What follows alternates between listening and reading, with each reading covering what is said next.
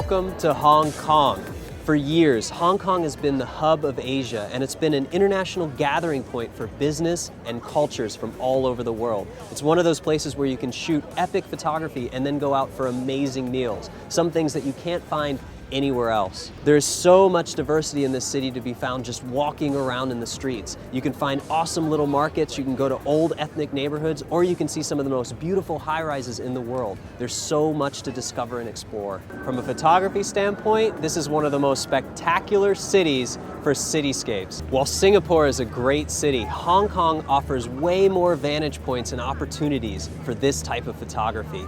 From dense urban landscapes to clusters of apartment buildings to high mountaintop views, this skyline is absolutely spectacular. One of my favorite facts about Hong Kong is it actually has the most skyscraper towers out of any other city in the world. This city seems to go on forever, and there are views where the skyscrapers seem to never end. This is the perfect location to get into some more advanced concepts in cityscape photography. For example, here we're going to be shooting in dense urban environments with apartment buildings and also with light trails from city streets and cars. We're also going to be on higher vantage points, in this case from Victoria Peak, where we have one of the most incredible skyline views in the world. Now, Hong Kong is an amazing city, but it does pose some interesting challenges for photography. Number one is the weather. Now, that specifically means the fog or the haze. And as you can see behind me, it's pretty hazy. You can actually see that glow around the lights. So Hong Kong takes time. We're gonna have to be patient and a little bit flexible, and we're gonna have to try multiple times to get certain shots. This is a very popular photography destination, so we're gonna have to get up a little extra early to stake our claim on our shooting spots. All that aside though, it's really fun to be there. So at the end of the day, whether you get the shot or not, it's still one of the best cities in the world to be in. I'm really looking forward to showing you guys around Hong Kong to some of my favorite spots, but please keep in mind that there are so many other spots that you can find as well. So use these shots as an example, but when you're here, make sure to explore as much as you can.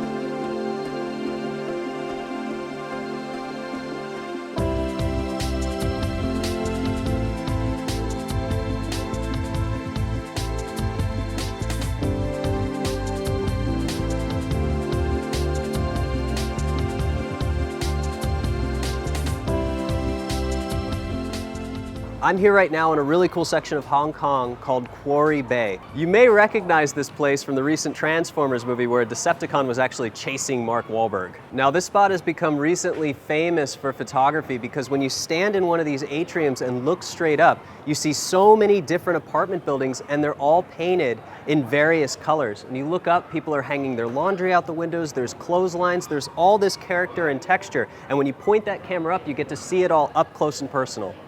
When we were talking about cityscape photography in Singapore, we were really concentrating on those iconic skyline shots. We really didn't do anything down in the city center. So in Hong Kong, when you think of Hong Kong, you really think of those iconic, massive skylines that Hong Kong really offers. But you don't really think of those abstract, street-level apartment building shots. The cool thing about working in this type of area is it really shows the livability in Hong Kong. We're actually seeing the way people live in these condensed apartment buildings. So while I'm always looking for that iconic cityscape and those really cool skylines and the towers all next to each other, I'm also always looking for interesting compositions that I can do something a little bit more abstract or a little bit more outside of the box and outside of the realm of my normal photography. Now, we are focusing on a lot of iconic shots in Hong Kong, and strangely enough, this has become a really iconic shot for photographers as well. It's actually a residential area, so if you do come to Quarry Bay, be a little respectful of everybody around you because they do live here. So far they've been really friendly towards photographers, but if too many people come here and make too much noise, that could change. Now, another really interesting thing about this place is the last time I was here, some of these windows were different colors, so they've been recently painted. So every time you come here, this might change. It might be under construction. So really try to experiment with the composition and walk around the neighborhood to see what you find and see what could be new. Just one more note before we get into the camera settings here. This composition is really up to you. Now I'm electing to do something very symmetrical and very wide angle, but anything here works. Dutch angles, straight compositions, different kinds of parallax shots, whatever you want. This place is so interesting that it's going to be up to you to compose a unique shot. So we're going to move over to these two cameras and we're going to talk a little bit about my setup and what I'm trying to capture. First up is the Nikon D810. Now while we've used every piece of this equipment before, I've never set it up quite like this. So this camera's pointed straight up and I'm using a nodal slide to get some extra distance on the camera. That's because when I kneel down and look up at the LCD, I want it to be at arm's length. And the reason is, if it's too close, it gets really uncomfortable. If it's too far, then I can't kneel down all the way. So all this really does is raise it up just a little bit to make me more comfortable. The reason I need to be more comfortable is because this does not have an articulating screen. It's a feature that Nikon left off the D810. It is available on the 750, but for some reason they decided that we didn't need it on the D810. Boy, were they wrong.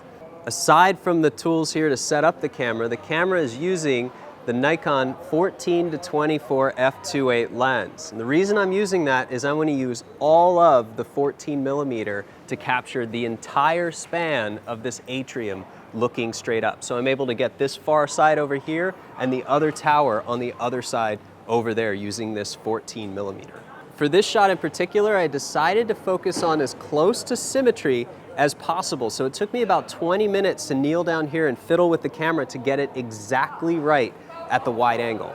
If you take a look at the test shot, I'm accounting for a little bit of lens distortion, but once I correct that, all my lines should be pretty close to perfect. If they're not perfect, I'll spend a little time in post making sure they look as perfect as possible. Here's the Fujifilm X-T1, and this is the 10-24 Fujifilm f4. So it's very close. This ends up being 15mm. Oh, this one ends up being 14. So it's pretty much the identical composition. Now, the reason I have it set up here is I wanted to illustrate the difference between these two tripods. So I've been using the main tripod for most of the shots, but this is my travel tripod. But right off the bat, this one's easier to work with in this situation. For one, I can raise the camera up to my eye level with the center column, and two, the Fuji X-T1 has an articulating LCD screen. So this probably took me 25 minutes to get all my lines to be perfect. This took about 5 minutes because it's set up to be able to do that. I can stand here, look at it, and make all of my adjustments, where this one I had to kneel down and really try to focus on the LCD.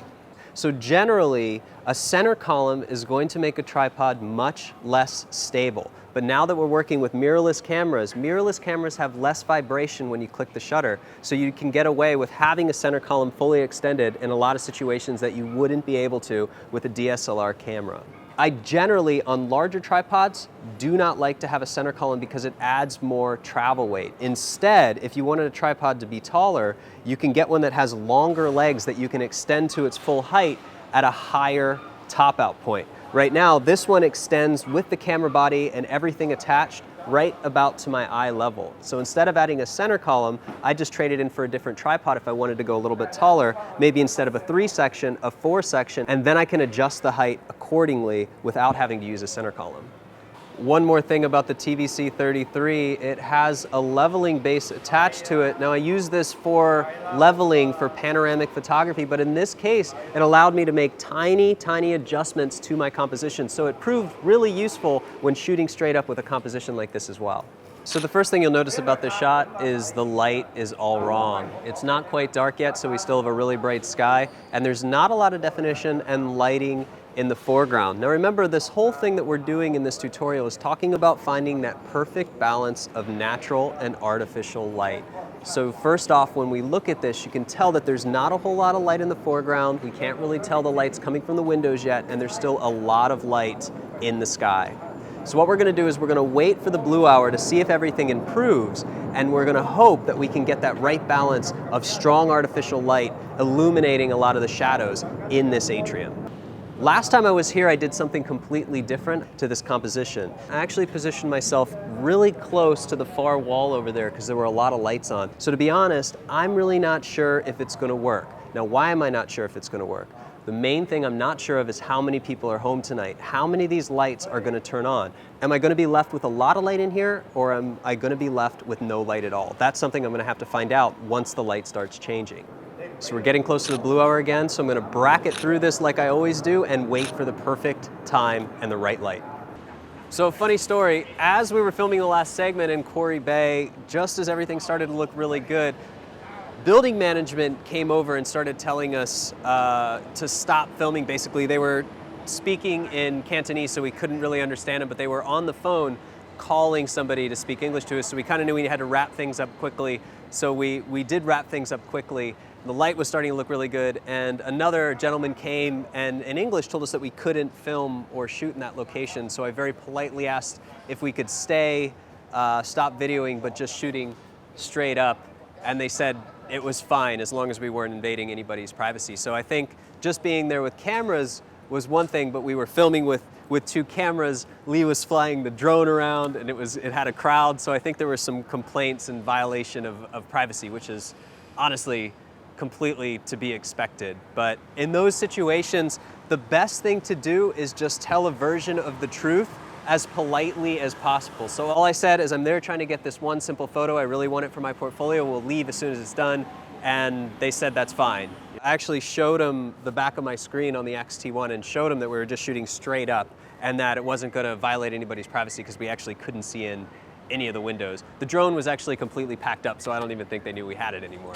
So aside from the brush with building security, the shot looks awesome. Now, I wasn't really sure how it was going to come out when we started. I knew that once it started to get dark, it was going to look good, but I had no idea it was going to be full dark until it looked the best. So a lot of the times I'm really focusing on that perfect blue hour, but it turned out that this was a full dark shot. And the reason being is we had all of these fluorescent lights on the floor level that actually illuminated the first few rows of houses, and all the colors started to pop out as the window lights came on. Since we're in a dense urban environment in this city, it never gets completely dark. The lights from the buildings actually will start to illuminate that first canopy of clouds. So even though we waited until full darkness, you can still see some of the light in the sky and some of the detail in the clouds.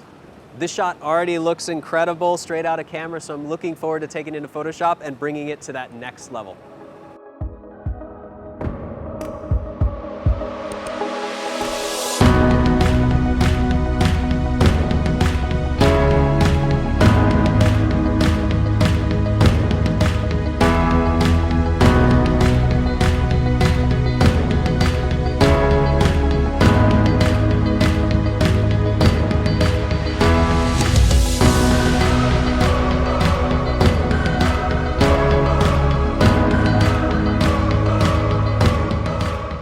Welcome back to the post-processing studio, everybody. Today we're going to take a look at a shot in Hong Kong where we were looking straight up through this atrium of these four walls and all these apartment buildings. So it was really cool. It was a really dense urban environment. Remember back in Singapore, we were looking down to create a vertigo-inducing angle.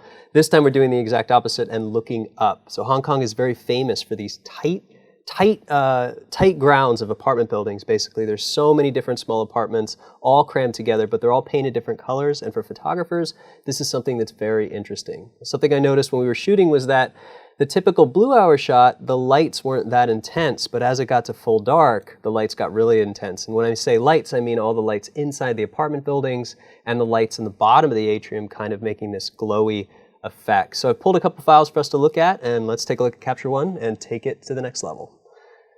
But basically inside of Capture One here, I have three different files. So this one here that I have highlighted, this is going to be our base layer. And as you can see, it's full dark. You can see there's no blue in the sky. This is the first time we worked with a full dark image besides looking down in Singapore. So there's no blue color. Here's a different example here. Here is an early blue hour. So you can see there's still some ambient light in the sky, enough to pick up all these specular highlights on the buildings. Now what I actually want to do with this shot is I want to take this scene, work with this scene, and I want to replace the sky with a blue hour sky. Basically something with some color, texture, and detail.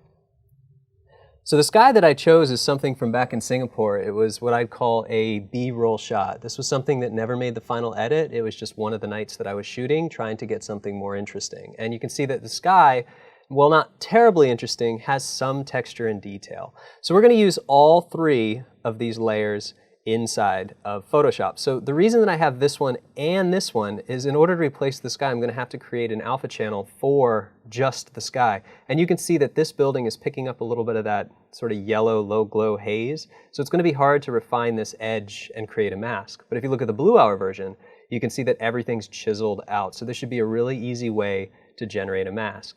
So let's get started. First thing I'm going to do is make some minor adjustments to this. In fact, I think that it's almost perfect in my opinion. I'm just going to bring the shadows up just about 5% there, just to pull it out, just so that I know nothing is clipping in the blacks. And that's pretty much all I'm going to do. The next thing I'm going to do is get all of these into Photoshop. And I can do that by selecting them all, right-clicking, export as variants, just like we've been doing before, but with everything selected. Instead of doing that though, I've actually saved us a little bit of time, and in Photoshop, I've brought all of these layers in. I've even brought the original RAW, the 5% bump here in adjusted RAW, the Blue Hour, early Blue Hour sky here, and the sky that we're going to use to replace it. Now also notice that the sky layer here is cropped a little bit different. It's not a big deal because we're only going to use this nice little portion. First things first, let's go ahead and take a look at our adjusted RAW here. Let's take a look at the channels. Let's see if there's a channel of high contrast that we could use to maybe pull a matte. And you can see that they're all very similar. There's no way to really clamp this edge and get a clean mask. So there's no real way that we can do this. The way that we'd cut out the sky is actually just go ahead and cut it out manually. So that's no fun. Let's look for a better way to do it. So with the early Blue Hour enabled, we'll go back to the channel. And we'll take a look now. If we look at some of these channels, let's look at just the blue channel, for example. You can see there's high contrast. Even in the green and red, there's still high contrast. Blue looks the best. In fact, we could even try RGB, and we can do that by selecting RGB by command clicking and creating a new mask. So now we basically have a luminosity mask. So let's go ahead and use the luminosity mask. First thing I'm going to do, grab the rectangular marquee tool, and I'm just going to go ahead and crop right close to the edges here. I'm going to highlight the area that we want to work in. I'm going to invert the mask, invert the selection, Command-Shift-I, and I'm just going to go ahead and black it out. So now I'm really only focusing down on this little area. We'll go ahead and zoom in, and now bring up the curves. So Command-M for curves, and what I'm going to do is just start clipping these values so that I get nice black edges around here, and then I'm just going to clamp the white values in the same fashion, just till I can be sure that I get all of this being fully in white. And remember, I showed you guys that you can actually click and drag, and you can see that little indication here along the curves. It shows me exactly where these colors fall. Since it's black and white, this is 100% luminosity, so we don't have to worry about colors here, just that this is 100% selected. Something like that, really simple. I'll say, okay. So what I'm going to do is kind of a cheat here. There's a couple ways that you could do this. You could actually go and clean up all these edges here. So we could take the lasso tool and we could actually clean all of these edges up and turn it to black, just piece by piece by piece. A quicker way to do it is to actually select the magic wand tool just with the default tolerance to 32 and select the white.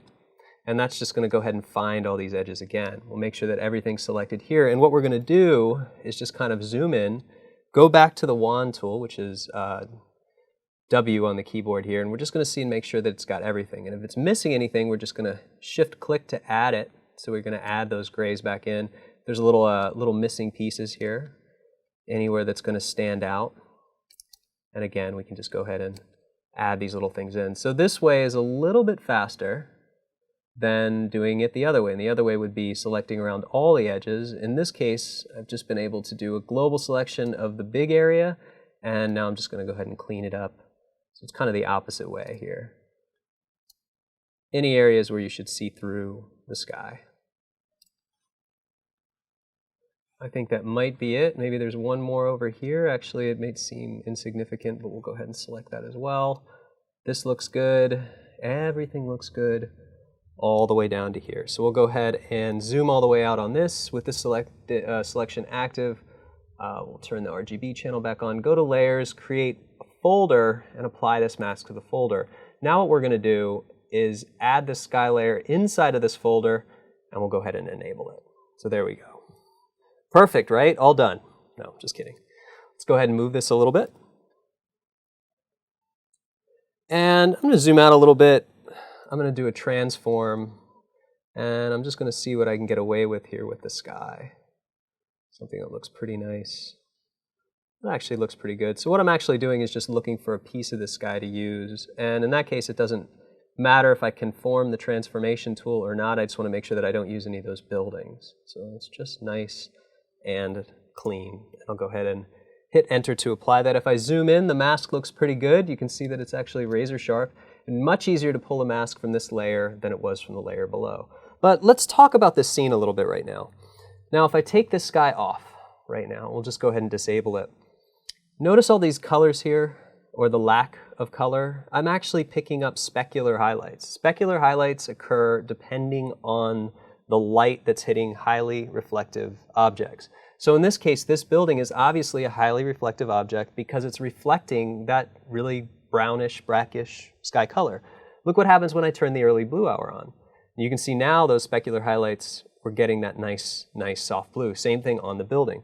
So what I want to do is actually repair the specular highlights here, because if I use a sky that's blue, I would expect to have those same specular blue highlights, not specular yellow. Here's what we're going to do. With the early blue hour, we're going to enable it, and I'm going to turn it to the lighten blending mode. And you can see now with the lighten blending mode, I'm going to get those same specular highlights. So before and after, and you can see all those windows here. Pay special attention to here on the left. And you're going to see that that is going to pop in to those same highlights. I've also managed to get some more windows, and the building on the right here also managed to have turned that nice blue. So that's going to be closer now. When I turn the sky on, you can see that I'm going to get those specular highlights. But it's also causing an issue. Now that I have an extra layer above, it's actually adding specular highlights to some of my edges as well. So what I'm actually going to want to do on this early blue hour is I'm going to use this same mask by command clicking, and I'm going to black it out. And remember, just as a repeat here, if you hold Option and click on the mask tool, it'll actually black that out. So now I get those edges, crisp edges back, and everything looks pretty good. You zoom it out a bit here. And let's just take a look at that again. So the sky looks great. I love the sky, and I can still continue to move it around a little bit. I may want to actually move it around just a little bit more here, just to get some of it. Maybe even scale it up just a little bit so I get more of that dark on the right. That looks pretty good. Okay, now if we look at it here with the early blue hour added, it actually helps a lot, adds those specular highlights. The nice thing is here is we can also take the opacity down just a little bit, just to make it a little bit less intense overall. So something around, let's try to do 80% of the original. So that looks pretty good. So we managed to add what was already a really cool scene, adding a little bit more interest in the sky. Overall, I'm not a huge fan of when the sky is completely blue, but I'm even less of a fan when the sky is completely black, or in this case, when that low, smoggy cloud line is being illuminated by the yellow lights in the city. That's usually an indication when it's time to stop shooting in a cityscape, is when the cityscape itself is starting to light the clouds. It should be nice, dark blue or crisp blue, but as soon as that cityscape starts to light them themselves, it's likely they're going to turn different shades of brown, orange, or even sometimes red. So this looks pretty good. Let's go ahead and take this, and I'm going to go ahead and apply that to a folder here, and we'll name that folder, as usual, Blend. Before we move on to the next step, I just want to zoom in on one little detail here. Now we did that mask very quickly, and you can see that in some of these areas you can still see some of the sky popping through, and it's because of this early blue hour layer here. You can see that I'm adding those specular highlights. So anywhere where you feel that this shouldn't be, like obviously these little holes in this bamboo structure here, we can actually just grab a small brush. I'll just go ahead and bring that even smaller. As you can see, I must have been painting something a little bit larger. And I'm just going to go ahead and paint this out a little bit here, just to get rid of any of those odd specular highlights. And there shouldn't be too many here. It's just you can see on these areas where I've managed to do a little bit of extra masking. Anything that just looks abnormal. For the most part, this mask looks perfect, but there's just going to be always a few little things, like here's something that I missed myself. We can just make it look like it's part of the building or cut it out completely. All the rest of this looks pretty good. Good. Good. Perfect. All right, we'll zoom back out. We'll take this blend, and now it's time to do a few little things to this. So already this scene is looking really good, but I just want to go ahead and make it a little bit more intense and a little bit more sharp.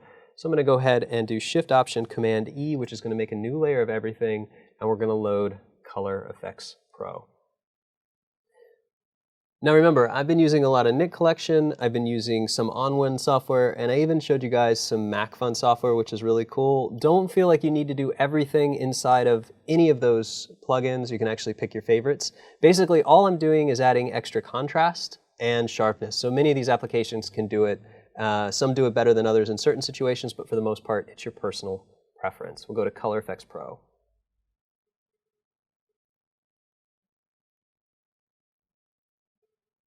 Maximize this so that we can see, and what I'm actually going to do is load up a Pro Contrast. Let's go ahead and change the dynamic contrast a little bit, make this a little bit more poppy. It'll help unify that sky in and make it look like it should belong there. Just a little bit of this, and I'll add one more filter, and I'm going to add some tonal contrast. The default looks a little bit wild, so my settings here are going to be something very mild, like 0, 10, 10, and you know what? We can even do some of the saturation just to pop that a little bit too. We'll take a look at the before and the after. Still a little intense. Let's try 7, 7, and 5. So I'm just looking for some extra detail here. That looks pretty good, and I'll say okay.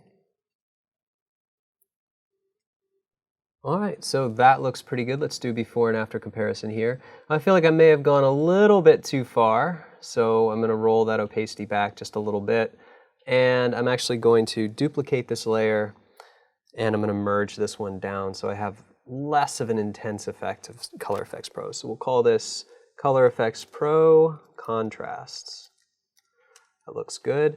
Well, the next thing I'm going to do is create a high pass filter as usual. That's my favorite way to sharpen this. And we'll go ahead and go to Filter, Other, High Pass. These files that we're working on are from the Fujifilm X-T1, and previously I've done something between 2 and 2.5 on the radius, but I really want these windows to pop, so I'm going to keep it at 3 pixels. 3 pixels, I'm going to go ahead and set it to overlay. Now this is cool because it's going to pop all that detail out, and you can really see it around the windows and the bars here. It's just going to make it look much more interesting and intense and just chiseled out in the detail. Now since I've already created a mask for the sky, what I can actually do is just select that mask that I've created here, and I can go ahead and apply it to the high pass filter so I know I'm not going to get any disturbance on the sky. All this in mind, let me just go ahead and turn this off here. I'm going to go ahead and turn this layer off, and I'm going to do one more thing. Now I want to add my own custom contrast, so what I'm going to do is create a mid-tones luminosity mask. And remember, you do that in the channels palette, and the other thing that you notice that I'm doing here is I'm turning off any effects that I have. I don't want that to be dependent on the new edges that I have that are even more sharp, and I also don't want it to be dependent on the contrast here. I want it to be dependent on the lower contrast that I'm finding in the image underneath. We'll go back to the channels, and I'll load the RGB again. We'll go ahead and make a new mask. I'll deselect everything, and I'll duplicate this, invert it, Command-A for select all, and I'll go ahead and subtract the shadows and the highlights. It's going to give me the error that it usually gives me, which is fine. And on top here, I'm going to create a curves layer. Perfect. Let's go ahead and turn the rest of this on. And now with this curves layer, you can see that it's not showing me anything, but I can actually go in and I can change the midtones without affecting the shadows and the highlights. So what I actually want to do here is I want to create a little bit more deep contrast, just a hair, and then what I'm going to do is pull the midtones up. And that's going to keep everything really nice and poppy here. So the cool thing is what I'm really trying to do, and I'll go ahead and hide this so we can see, notice these yellows. What I'm trying to do is accentuate some of these colors that were lost in the midtones. And by doing that, I can basically just bring more attention to it. So you can see the midtone levels here in the whites are being brought up, the highlights are not being blown out, and the shadows are remaining in place. So what I'm actually doing is just adding a little bit more tonality here. And I can actually do that as well by just pulling this curve up. So if I just clamp this level here, you can see that I can push it rather far. And this locks it in. So if I keep doing this, it'll get brighter. If I do this, I can just keep those shadows in place. And the nice thing is I'm not going to blow out any of the highlights here. So this is a very extreme curve for the midtones, but you can see that it's helped me, really add some more dynamic and deep contrast to this image.